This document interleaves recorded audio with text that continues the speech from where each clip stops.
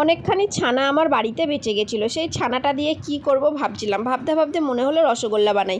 তাই রসগোল্লা বাড়িতে বানিয়ে ফেললাম, সেই ভিডিওটাই তোমাদের সাথে শেয়ার করলাম। প্রথমে ছানাটাকে ভালো করে জল ঝরিয়ে রেখেছি, রাখার পর ছানাটাকে ভালো করে মেখে নিয়েছি। মাখার পর তার মধ্যে আমি কর্নফ্লাওয়ার দিয়ে আবার ভালো করে মেখে নিয়েছি, তার মধ্যে আমুল দুধ দিয়েছি, দিয়ে ভালো করে ছানাটাকে ডলে ডলে ভালো করে মেখে নিয়েছি। মাখতে মাখতে হাতের মধ্যে যখন মাখন মতন এসে যাবে তখন ভাববে আমার ছানা মাখাটা পুরো তৈরি। তারপর আমি গোল গোল করে রসগোল্লার সাইজের আমি করে নিয়েছি।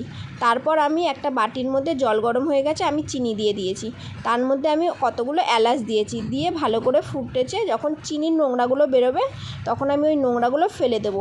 এর মধ্যে একটুখানি আমুল দুধ দেবে, দেখবে চিনিটা ভালো সুন্দর পরিষ্কার হবে আর সব নোংরাগুলো বেরিয়ে যাবে। তার মধ্যে আমি রসগোল্লাগুলো রসের মধ্যে দিয়ে ভালো করে ফুটতে দেবো।